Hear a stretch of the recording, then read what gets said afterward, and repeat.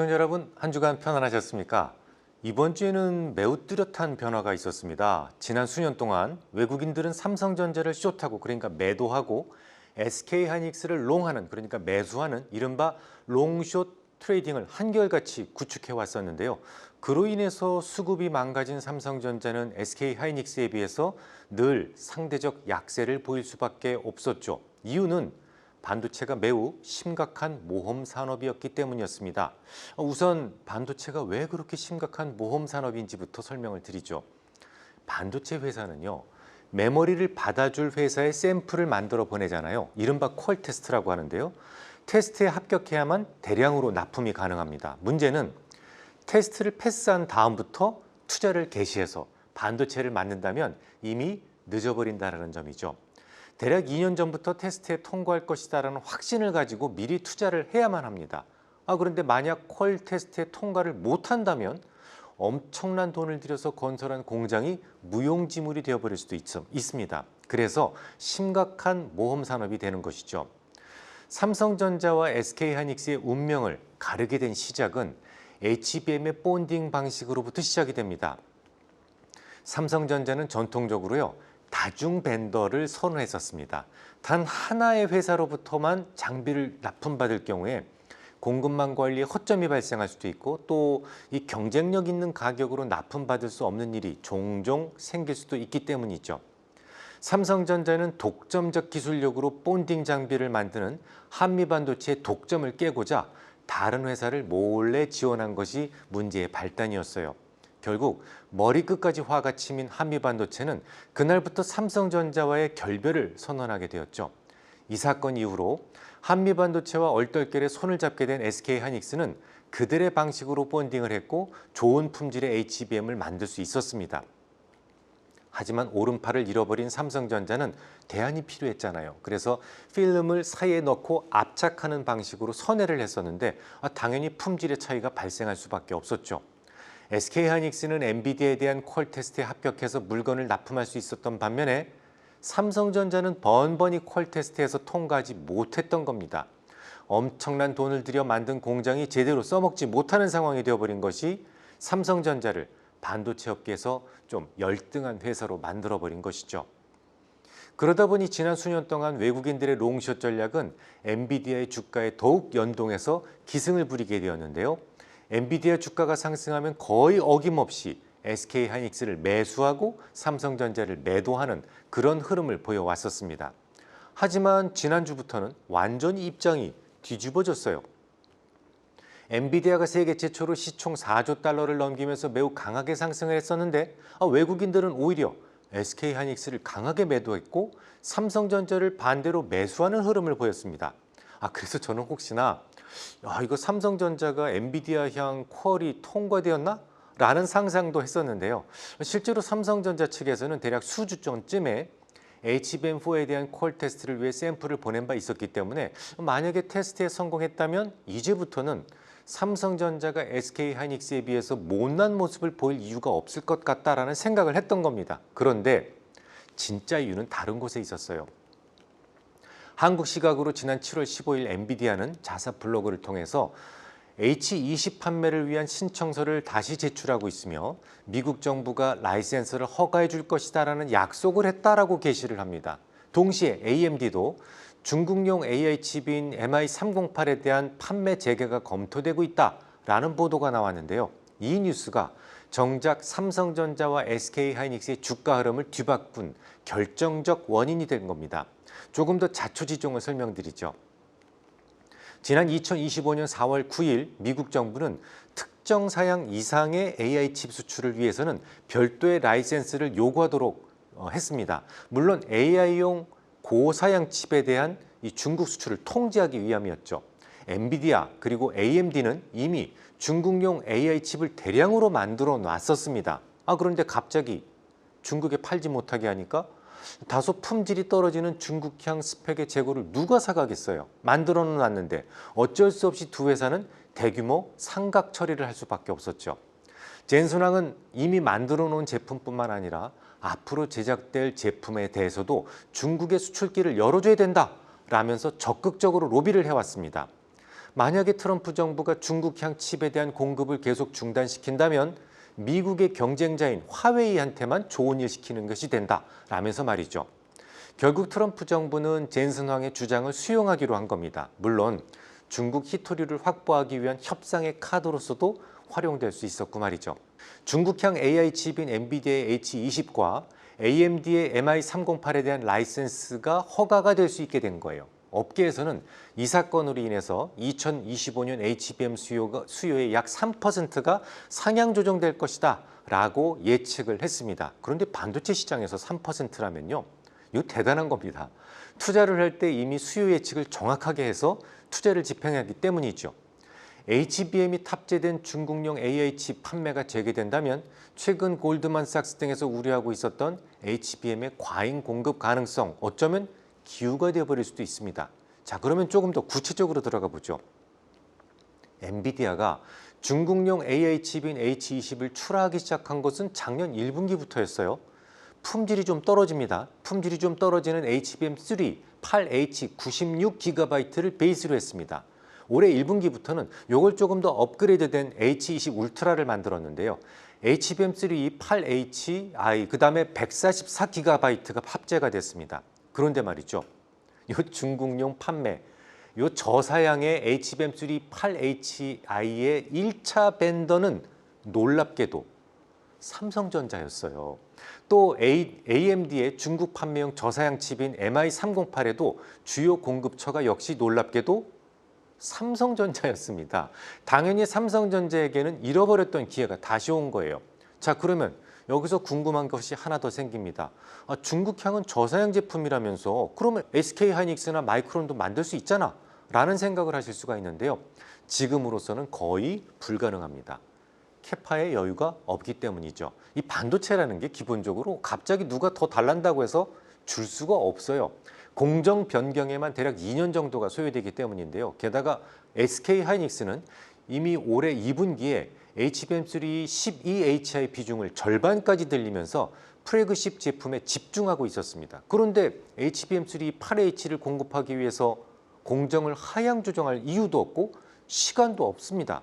결론적으로 본딩 잠기를 만드는 회사의 독점이 싫어서 꽁수를 썼던 그 한 번의 잘못된 선택이 초일류 회사였던 삼성전자를 고작 이류 제품에 물건을 대는 이류 회사로 만들어버린 것이고요. 그마저도 막혔던 중국 공급이 재개되면서 삼성전자의 숨통이 트일 수 있었던 겁니다. 이게 그러니까 웃어야 될지 울어야 될지 모르는 상황인데요. 아무튼 성능이 좀 떨어지는 중국향 H20의 판매가 삼성전자에게 호재가 되었다는 점, 한편으로는 씁쓸한 생각이 듭니다. 그래도 삼성전자 아니었습니까? 자, 그러면 이제부터 계속 삼성전자만 상승하고 SK하이닉스는 떨어지게 될까요? 그건 오로지 퀄 테스트에 달려 있습니다. 삼성전자는 HBM3까지는 분명하게 SK하이닉스에게 패배했다고 인정하는 분위기예요. 하지만 HBM4부터는 다시 시장을 선점해서 서력하겠다는 계산이죠. 그래서 이미 2년 전부터 SK하이닉스보다 빠르게 HBM4 공장을 지어놨습니다. 엄청난 돈을 들여서 말이죠. 그리고 이 공장에서 만들어진 샘플을 수주 전에 퀄 테스트를 위해 엔비디아 측에 보냈어요. 요게 패스된다면 이제부터는 삼성전자의 시대가 다시 열리게 되는 겁니다. 외국인들은 지난 수년 동안 삼성전자를 매도하고 SK하이닉스를 매수하는 그런 구도를 고집해 왔었는데요. 앞으로는 삼성전자를 좀 더 적극적으로 매수하게 될 수도 있어요. 하지만 만약에 이번에도 퀄에 실패한다면요? 엄청난 비용을 지어놓은 공장이 또다시 무용지물이 되어버리죠. 아무리 삼성전자라고 하더라도 큰 실수가 계속해서 반복된다면 쉽게 극복이 어려워질 수도 있죠. 앞으로 삼성전자의 운명은 HBM4에 대한 엔비디아의 퀄 테스트 성공 여부에 달려있다고 해도 과언이 아닙니다. 자, 이제 오늘의 두 번째 주제로 가보겠습니다. 이 비트코인이 구글, 아마존을 제치고 시총 5위에 등극을 했더군요. 이런 가운데 미국 하원이 지난주에 크립토 위크로 공식 지정을 했습니다. 가상자산에 대한 규제를 모두 정비해서 제도권 밖에 있던 가상자산을 제도권 안으로 들어오게 하자는 취지였죠. 미하원은 지난주에 가상자산 관련 3개 법안을 통과시켰는데요. 첫째가 가상자산 명확화 법안, 둘째가 반 CBDC 감시 국가법, 세 번째가 스테이블코인 규제 법안입니다. 지난 6월 19일에 지니어스 액트가 찬성 308표, 반대 122표로 가결되었는데요. 트럼프 대통령이 임기 중에 암호화폐 사업으로 사적 이득을 얻는 것을 지니어스 액트가 제한하지 못했다라는 점을 지적한 일부 민주당 의원들의 반대가 있었기 때문이었어요. 지니어스 액트에서는 의원이나 그의 가족들이 스테이블 코인 등에서 이익을 거두지 못하도록 규정했는데요. 하지만 대통령과 그의 가족은 예외로 했기 때문이죠. 트럼프는 그런 점에서 대단한 인물인 것 같아요. 공인들은 법적으로 스테이블 코인으로부터 이익을 얻지 마라고 해놓고 정적 자기 자신은 이익을 얻어도 돼라는 법안을 통과시켰으니까 말이죠. 아무튼 이런 독특한 부분에서 나왔던 반대표를 제외한다면 사실상 초당적인 지지를 얻고 통과된 겁니다.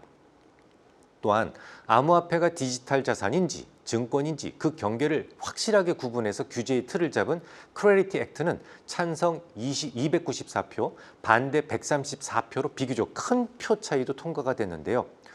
그런데 연준이 중앙은행 디지털 화폐 즉 CBDC의 발행을 금지시키는 CBDC 안티 서베일런스 스테이트 액트는 찬성 219표, 반대 210표, 간발의 차이로 겨우 통과가 됐습니다. 디지털 자산과 관련된 모든 법안이 일단 통과가 되었기 때문에 디지털 자산에 대한 불확실성은 한층 감소됐고요. 특히 이 디지털 자산이 제도권 안으로 들어오면서 안정적으로 발전할 수 있다면 선점 효과를 통해서 극대화시킬 수 있는 미국에게 그 수혜가 돌아갈 수가 있을 겁니다. 조금 더 보충 설명을 드리죠. 우선 크레디티 액트는 이 뭔가를 명확하게 하자는 거잖아요.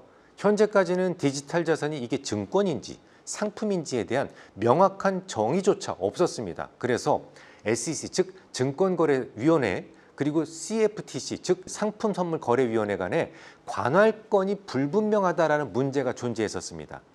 실제로 지난 2020년 12월에 SEC는 리플을 증권으로 분류하면서 미등록 증권 판매를 이유로 소송을 제기한 적이 있었어요. 이에 대해서 리플은 뭔 소리냐? 리플은 증권이 아닌 디지털 자산 상품이다 라면서 반박을 한 바 있었죠. 이처럼 지금까지는 가상자산이 어느 기관으로부터 보호나 규제를 받아야 되는지에 대해서조차 모호한 상황이었어요.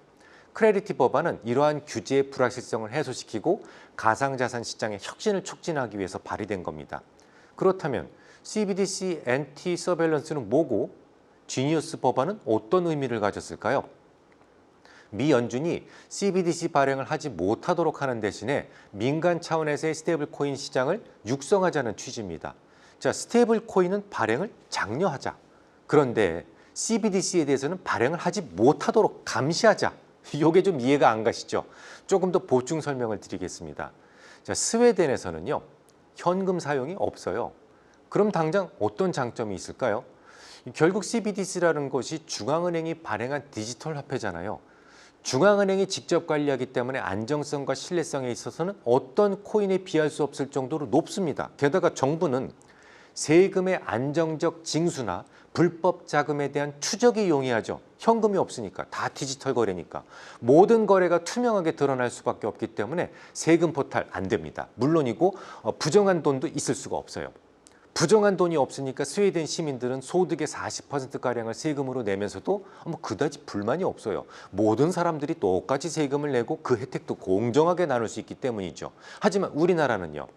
월급쟁이가 아니라면 세금을 온전히 다 내고 있는 사람들은 오히려 멍청이 취급을 당할 정도로 세금 포탈의 온상일 수밖에 없습니다.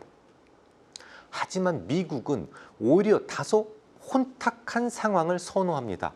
지나친 투명성이 정부의 감시를 강화시키고 오히려 개인의 자유를 억압할 수 있다라고 보는 거죠. 그래서 트럼프 대통령은 대선 캠프 때부터 미국은 CBDC 도입을 하지 않을 것이다 라고 늘 밝혀왔어요. 집권 이후에도 민간 발행 스테이블 코인 산업을 육성하되 CBDC에 대해서는 지지한 적이 한 번도 없었고요. CBDC에 대해서는 정부의 감시 도구, 개인의 자유를 위협하는 수단 이런 것으로 규정하면서 오히려 강력하게 반대하는 모습마저 보였었죠. 그런데 말이죠. 그보다 진짜 이유는 따로 있습니다. 바로 달러 패권을 위협할 수도 있기 때문이죠. 당장 따라쟁이 중국이 위안화에 대한 CBDC를 발행하지 않겠습니까? 그러면 툭하면 제재하겠다고 하는 피곤한 달러를 받는 대신 위안화 CBDC를 받겠다는 사람이 한층 더 많아질 수 있어요. 선택이니까. 중국뿐만 아니라 EU 혹은 브릭스 같은 덩치가 어느 정도 있는 곳이라면 비슷한 시도를 할 테고요.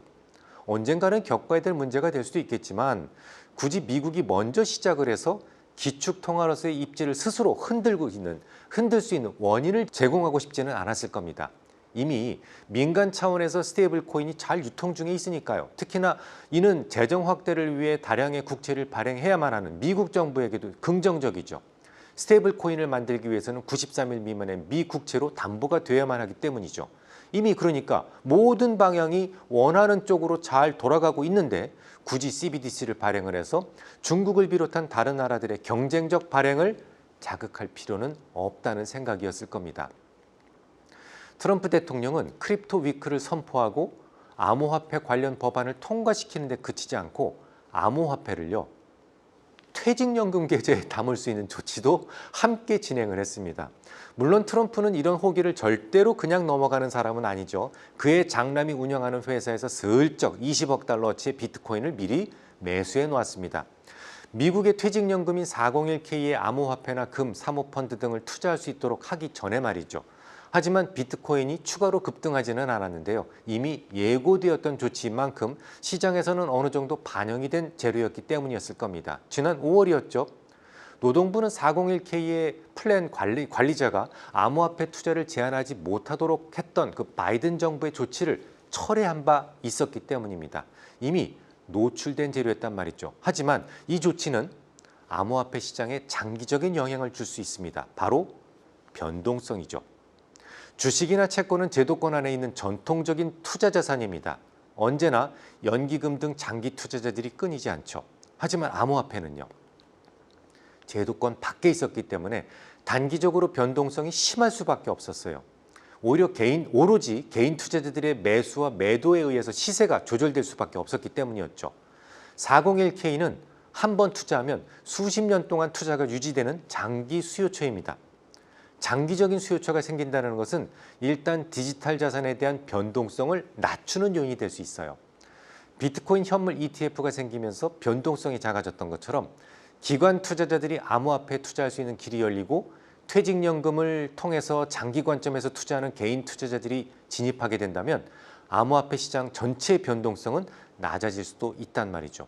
특히 지난 3번의 비트코인 반감기 때마다 급등했다가 급락했던 사례가 있었는데요. 이번에는 비트코인이 다시 급락하지 않을 것 같습니다. 그 이전보다는 좀 평온한 흐름을 예상하고 있습니다.